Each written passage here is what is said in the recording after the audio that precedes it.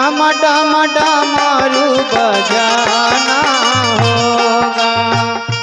हो भोले बाबा तुझको आना होगा। हो भोले बाबा तुझको आना होगा। डम डम डमरू बजाना होगा।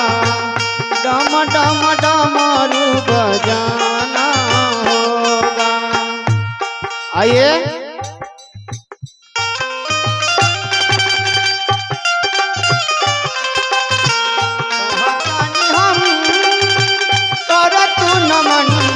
अरे शिव के गुरु बनाला जिंदगी तार जाई तो बिगड़ल समैया सुधार जाई तो।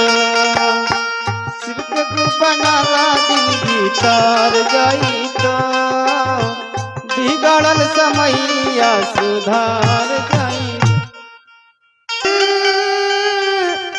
बेकरार काहे होला अरे शिव गुरु के आराधी बेकार नहीं होला।